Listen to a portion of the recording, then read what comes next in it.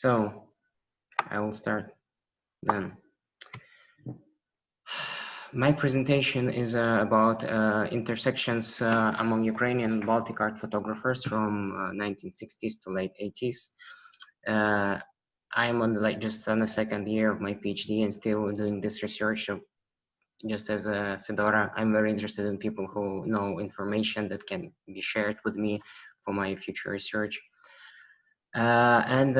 Mainly this research on the history of art photography focuses on Lithuanian photographers, Latvian photographers, and Ukrainian photographers, and some intersections between them. So at first, I would just like to present in which situation they were developing. So from the late 1950s, photography in Europe was started to be more accepted as an artistic approach. And internationally, by the 60s, it was already moved from documentary and recognized as an art form. The same started to happen in Soviet Union step by step. So the social political similarities and differences in the USSR and Baltic states were like the Vremya Group and the Society of Art Photographers of the Lithuanian SSR emerged in the context of a system that favored the socialist realist style of art, which enforced censorship on artists and which operated a system of control over its members that often led them to practice self-censorship. Maybe you would see that those photographers from Ukraine look like they were less self-censored as in comparison with some Lithuanian photographers who tried to negotiate in between official photography and their own one that went to the table and was shown later. So a lot of photographers were from Latvia, Lithuania, and Ukraine were influenced by Polish and Czechoslovak photographers, but mainly I would say Czech, as I found that Czech and Slovak photographers were kind of in one country, but a little bit separated by their styles as well, or something like this. So the main task for Soviet photographers, dictated by the ideology of the state, was to take an active part in development of the myth of Soviet society. One of the main features of Soviet photographic aesthetics was over-enthusiastic and satisfied expressions of the faces of people depicted. And they were very often staged photographs like happy tractorists, happy people, workers in the fields. So, although nevertheless that Ukrainians didn't have such a structure as Society of Art Photographers of the Lithuanian SSR that Lithuanian photographers had.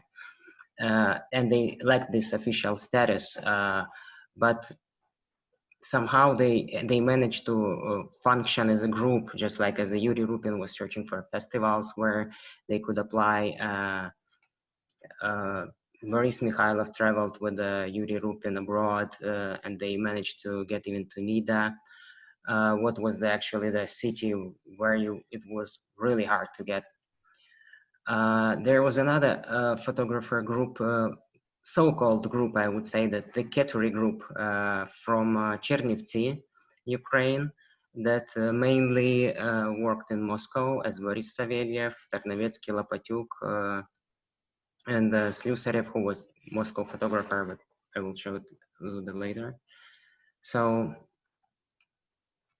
anyway, all of those groups were working or as like official society as Lithuanians, or informal group as Vremya in Ukraine, in Kharkiv, or the Keturi group from Chernivtsi, who were working in between Chernivtsi and Moscow.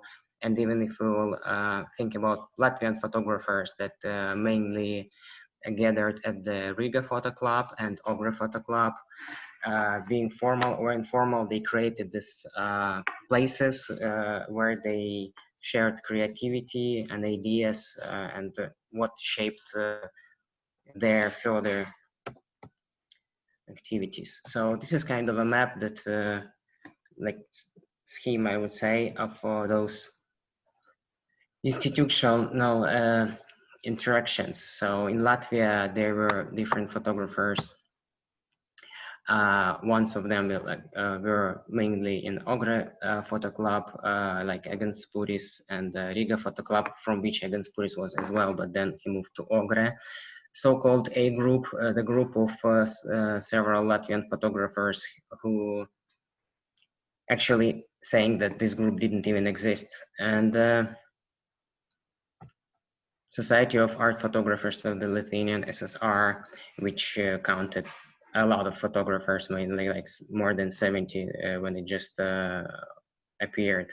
The Vremya group in Kharkiv that emerged on a platform of Kharkiv Photo Club, and the Keturi group from Chernivtsi. So mainly almost all of them were to some extent maybe impacted or influenced by Czech Polish authors, as I said already. Such magazines as Review Photography was translated into Russian and was very popular among all of those photographers from all of those Soviet republics. Some magazines like Photography from Poland were as well. So here's the official organization of the Kharkiv Photo Club that mainly was like a amateur photo club through some findings of Ukrainian catalogs, because the main thing that this Society of Art Photographers of Lithuanian SSR, they had like their almanac, they published catalogs, they had funded exhibitions, and they try to go more like artistic and professional way of what they are doing. The Kharkiv Photo Club was kind of an amateurish photo club, but at the same time, some photographers, not from the Vremya group, and other ones like German Drukov, participated in different festivals among Ukraine, and there was a catalog called Знімають фотоаматори, where he published, where several works of German Drukov were published in the same style of like isohelia or solarization. So it was very interesting to find those. So the main active people in the Vremya group were Yuri Rupin, Boris Mikhailov, Oleg Malevin, and Evgeny Pavlov, as I think. And then the most interesting for them were like Vitas Lutskus, Rimantas Dichavičius, Vitalijus Buterinas, Aleksandras Macijauskas, as they were less humanist. They used less of humanist approach of photography that other Lithuanian photographers used. They were more creative, as Macijauskas used wide angle lens, which inspired the Kharkiv photographers as well, and then it went to even like panoramic shots later. As I previously said, Boris Mikhailov, Yuri Rupin managed to visit Nida, get to know with the Lithuanian photographers. Evgeny Pavlov visited Nida, like they visited Nida in 70s. Evgeny Pavlov visited only like in late 80s, but I think that Vladimir Parfenok will tell a little bit more about that. Also, Mikhailov and Rupin visited Vilnius many times, and in the end of 80s, Yuri Rupin moved to Vilnius, and he was very good friends with Vitas Lutskus and his wife Tatiana Lutskenia. There was another Ukrainian photographer about whom there is no information almost at all, Konstantin Kostyuk, who worked at the same photo studio as Vitas Lutskus, but he was from Vinnytsia or something like that. He died already, and it's very hard to find some information about this Ukrainian photographer. The main people in those groups, like as I said, the group Keturi from Chernivtsi, there were 3 photographers from Chernivtsi and 1 from Moscow, Alexander Slusarev. Later, Boris Mikhailov and Alexander Slusarev were in one group as well, called Direct Photography in Moscow. Here's the Latvian photographers. I will show some images later to understand all of the schemes I'm trying to show. That Latvian photographers like Egon Spuris here, who influenced this non-existent kind of A group, like Andrei Grants, Valsklans, Gvidakans, Martins, Zelmenis, that were more open, like, and more like photography that I would say that would fit the punch theory of Kharkiv group, that is theory Audara. Because those previous generations of photographers, they presented more like a calm and aesthetical image. Here's the all members of the Keturi group: Boris Savelyev from Ukraine Chernivtsi, Vyacheslav Tarnovetsky, Ukraine Chernivtsi, Sergei Lopatyuk, Ukraine Chernivtsi, and Alexander Slusarev from Moscow. So I'm a little bit maybe somber and chaotic because actually I'm just not reading. I'm just trying to talk of what I think, what I remember, what I know about these things. So Yuri Rupin moved to Lithuania, and actually all my research started from Yuri Rupin because it was very interesting that the person who was so interested in Lithuanian photographers became in friends like with the Lithuanian photographers, but at the same time he lived in Lithuania for more than 20 years. There is no article about him as a photographer, or like just he's not like on the even images of some of their like photographer parties or something there. So almost no information. Only several years ago, where when a book about Vitas Lutskus and his biography was published, presumably information by Tatiana Lutskeni was given that he was friend of, like Yuri Rupin was friend of Vitas Lutskus. And visiting Yuri Rupin widow in Vilnius, I took picture of this photograph. This is a portrait of Vitas Lutskus made by Yuri Rupin in this pseudo-solarization effect style. Also, there was another interesting person, Alisa Novakova, who became friends with Boris Mikhailov, Yuri Rupin, and Vitas Lutskus and Tatiana Lutskeni. She was from St. Petersburg. This is portrait of her made in pseudo-solarization by Yuri Rupin as well. Who helped Rupin to get some film and quality photo paper from St. Petersburg. And it's interesting that how everything worked those days, that Lithuanian Society of Lithuanian Art Photographers had this, they could enter this high quality paper, high quality film, like from abroad, some cameras as like Vitas Lutskus shoot Hasselblad. But at the same time, even just like being in Lithuania and Vilnius, it was hard for Yuri Rupin to get good camera and good chemicals and paper and film. It's very interesting. Concerning that, what was happening in Kharkiv, Boris Mikhailov even put it as his conceptual idea of low quality, because all chemicals, all paper and films that they had in Ukraine was low quality. So he decided to make even accent on that. That shaped some styles of Kharkiv photography as well. While one of the trips of Rupin and Mikhailov to Lithuania, they captured this fight on the street. So you can see that Boris Mikhailov in the first image shoot on color. That was pretty rare to some extent in those years. And very often they were going somewhere to take pictures together. That very often you can see Boris Mikhailov captured the picture in pictures of Yuri Rupin. So mainly, maybe I will go a little bit back for those schemes to try to say what is interesting for me. So Keturi group. What I forgot to mention, that Keturi group, Keturi in Lithuanian means four. So this is like Lithuanian word. But this group mainly had intersections with Latvian photographers.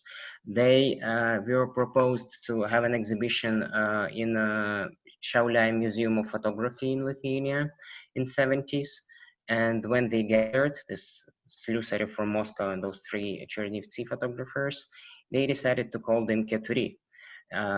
For me, it reminds a little bit of situation with the Lithuanian four photographers. That one of the first exhibition of Lithuanian photographers that was called like four photographers. Exhibition of Keturi group happened 10 years after, just like straightly 10 years after this exhibition. So I don't know, there is kind of correlation that they decided to call them group of four, meaning Keturi as well, or no. But having this Lithuanian title, they mainly were in friends with the Egon Spuris and this so-called A group of Valskleins, Andris Grants, Gvido Kajans. Vremya group, mainly in a person of Yuri Rupin, Boris Mikhailov, traveled to Lithuania many times. Oleg Malyovany also visited Baltic states, but even before the Vremya group was established in the early 70s.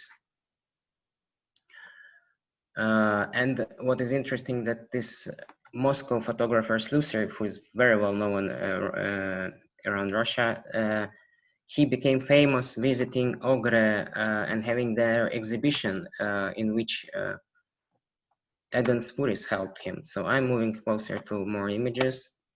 So here we can see two kind of catalogs. One Zinterzeme called Amberland in Latvian.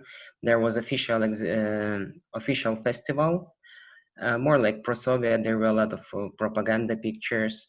And now I'm talking about this difference of that in Ukraine, they didn't have as much festivals or exhibitions in which they could participate and to grow. So they kind of went more like underground way. So in Lithuania, Latvia, and Estonia, there was this Amberland festival in which all Lithuanian, Latvian, and Estonian photographers participated from Lithuanian side, starting from Luckus Macijauskas, Povilas Karpavičius, until Šonta Butvytis, Pachesa, about whom Agnė Narušytė will tell in her presentation. And on the right, you can see this Lietuva catalog that was totally propagandistic, and photographs by Sutkus, Vitas Luckus were presented there as well. So they tried to benefit from those Soviet money, but at the same time, some of those photographers were more creative, creating some works that didn't fit Soviet propaganda, and they had some problems from time to time because of that. So here is the album called Keturi, Группа Четырех, from Chernivtsi, that the exhibition in Šiauliai Museum was in 1978, and then it was just kind of repeated in 2016 in Chernivtsi. So all of those groups, like A group, Keturi group, it looks like people were just giving those names of a group, not like a real group that will act like a group, but just to somehow shape those like-minded people. So they almost never worked as a Keturi group, but at the same time, this myth still exists. They were influenced by Ego Spuris pretty well, and he helped them pretty much. So here is what I found about this Slusarev, that he was, as I said, he was friends with the Latvian photographers. So there is an image of Slusarev by Andris Grants. And I found the original newspaper of the first exhibition of Slusarev in 1979 in Ogre, with which Egon Spuris helped him. And about this exhibition and about Slusarev, Yuri Rupin was writing in his diaries that after this exhibition, Slusarev became famous, and then they got to know him, and they liked his photography and became friends. As Alexandra Sacha yesterday mentioned that for Kharkiv photographers, Slusarev was a serious person, and they liked his photography very much. Closer to the end of 80s, different curators from abroad started to arrive, and again, you can see that Czechs came back. So like Daniela Mrazkova and Vladimir Remesh. Daniela Mrazkova was an editor of Review Photography magazine. She arrived to the Soviet Union to find some photographers for their publication of a book Another Russia through the eyes of the new Soviet photographers. And there was a selection of photographers for that book, but mainly not much of them were Russians. Mainly they were Ukrainians and Lithuanians. It included a lot of Lithuanian photographers. From Latvia, it was Egon Spuris. From Ukraine, from Kharkiv, only Boris Mikhailov, and from Chernivtsi, all photographers from Chernivtsi, or those Lopatyuk, Tarnovetsky, and Savelyev were included. Later, it was published by Thames and Hudson. Later, only 2 photographers from whole Soviet, post-Soviet territory, or like Soviet territory, were published by Thames and Hudson as separate albums. Secret City, photographs from the USSR by Boris Savelyev in 1988. And then only in 1991, there was a book, My Lithuania, by Aleksandras Macijauskas. Then, as I was mentioning, that those different curators were arriving to the Soviet Union, selecting those photographers, and we can see this Die zeitgenössische Fotografie in the Soviet Union, which includes Lutzkus as well, and Boris Mikhailov, and we can see here more like young photographers from Latvia as Inta Ruka. Mainly almost the same photographers circulated between those catalogs and books, just some of them were changing. Here's a kind of a scheme map of visual inspiration of Kharkiv and Lithuanian photographers. As a social reportage, there was more stronger in Lithuania, as like with Antanas Sutkus, Kunčius, Rakauskas, Macijauskas, and Vitas Lutskus. Kharkiv photographers were doing a little bit different. So they tried to, their photography was less romantic or less like humanistic in this aesthetical humanistic approach. Anyway, it was humanistic to some extent, but as you can see, photographed by Boris Mikhailov from his Red series, or close-ups by Yuri Rupin at some meeting. Actually, there were several photographers taking pictures at the same meeting with Oleg Malovany, because he was on one of the pictures made by Rupin. Then performative photography by Vitas Lutskus, who inspired Evgeny Pavlov and Rupin for his works. I will show it a little bit later as well. Photomontages, collages, it's a very interesting topic, as well as all of those pseudo-solarization photomontages. They were used in 1920s, but then they somehow became popular again in 50s and 60s. And I have several images for comparison of Lithuanian and Latvian and Ukrainian photographers and their difference. And manual coloring, like Luriki of Boris Mikhailov, that inspired and impacted works of Viktor Kochitov, later Evgeny Pavlov, and some overlays made by Malovany. Boris Mikhailov and Lutzkus was doing this overlays as well, and his memes series later as overlays and manual coloring in them as well. So here's one of the influences. As Yuri Rupin wrote in his diaries, that when Kharkiv photographers saw works of Vitas Lutzkus for the first time, when his series get to the Kharkiv Photo Club, they were amazed by the quality of his works and by the size of the photographs, because they were 50 by 60 centimeters, and it was like huge format for Kharkiv photographers those days. And late Yuri Rupin writing that it influenced Evgeny Pavlov, that he became like he became interested to create some series with this action in photographs as well. And he created his violin. The difference actually that what memes series of Lutzkus is, it was a commercial photo shoot for pantomime theater from Kaunas, but at the same time he decided to go with it some kind of between commercial and between artistic. And he shot it not for one day, but it took long for him, like for 4 years, to take this series. Evgeny Pavlov shot his violin through one day, and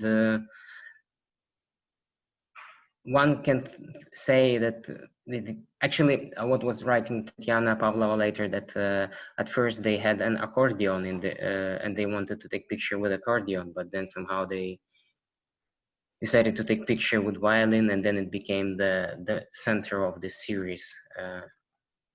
Later, as Yuri wrote, that he was inspired by both series of Vitas Lutskus and Evgeny Pavlov, and wanted to create some series like that, very dynamic and performative as well. So he took pictures of this bathhouse or sauna series, in which he showed the naked body. That it was kind of forbidden, because for Latvians and Lithuanians it was less forbidden to take pictures of nudes.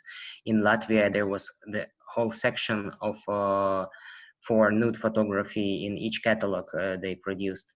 But in Kharkiv it was more strict, and he decided to take pictures in sauna, where it's kind of Soviet socialist sauna for everybody, for workers. So it's kind of not forbidden to show these workers after hard working day, but at the same time they're naked, so they in Soviet banya, then it should be kind of accepted.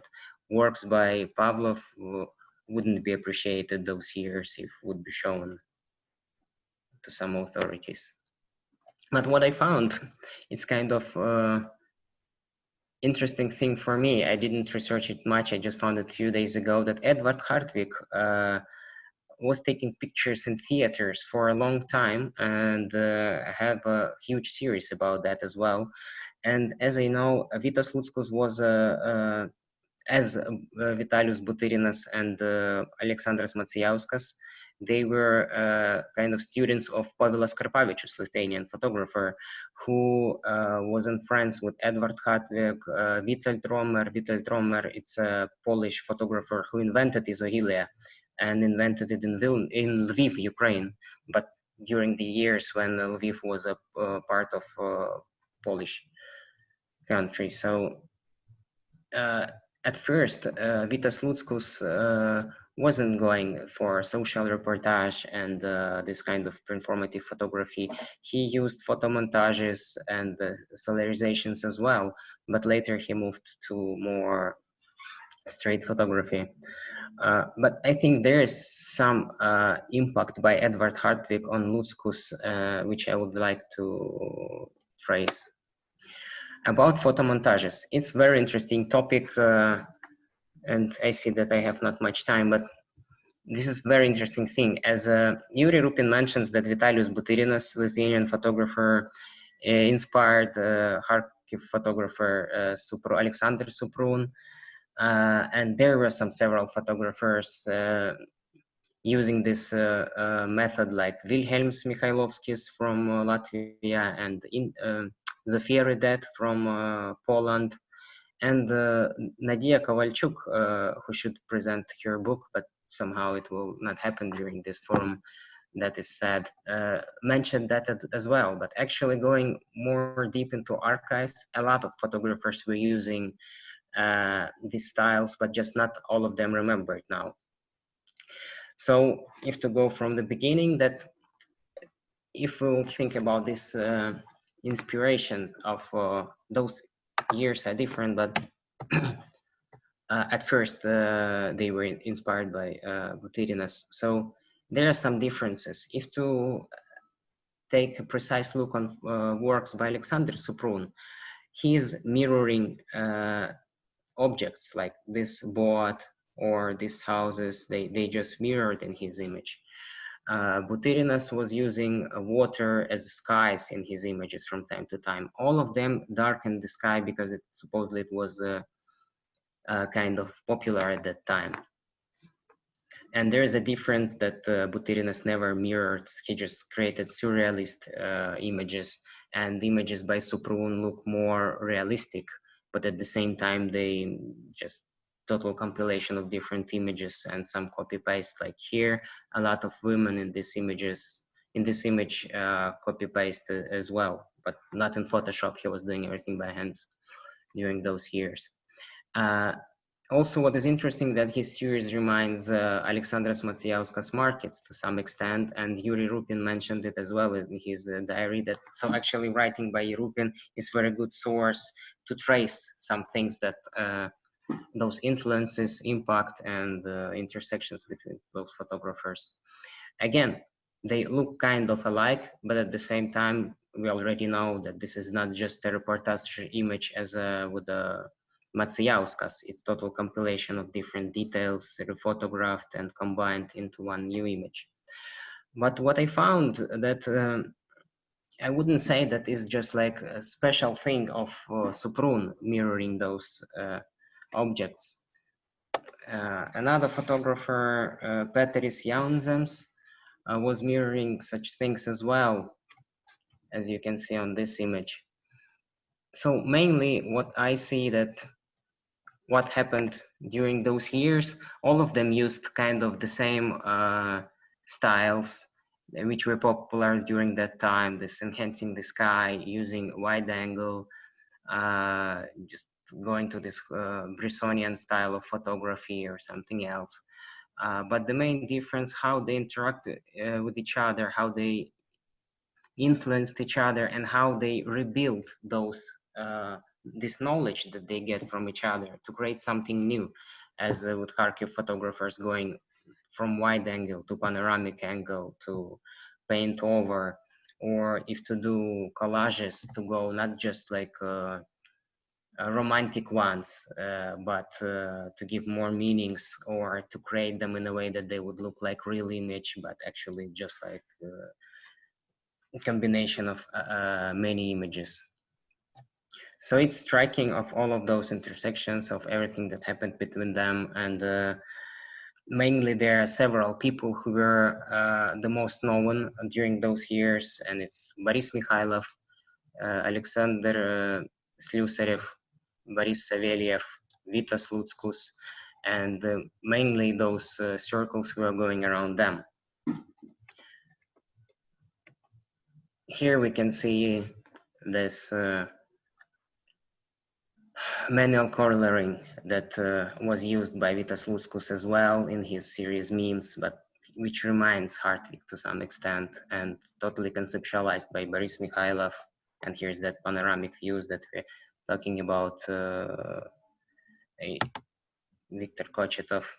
Here is the scheme of this kind of intersections I found, and I think I will stop on that.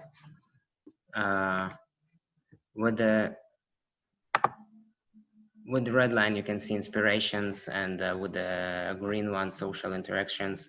Sorry if I was a little bit of chaotic. As I said, I didn't have text to read. I just wanted to talk about the situation that like Alexander Slusarev became, and Boris Savelyev from Chernivtsi became platform for Moscow School of Photography, this Vremya group, and not of all of those photographers who are interacting with Lithuanians, the Kituri group, mainly with Latvians, but having this Lithuanian name. So it's very interesting, and main intersections were inside of Soviet Union because it was forbidden to go abroad. After Soviet Union collapsed, not many of those intersections were like prolonged because everybody started to look outside of the Soviet Union or post-Soviet Union space, and just already establishing their own paths and ways in photography in a global context. Okay, thank you very much.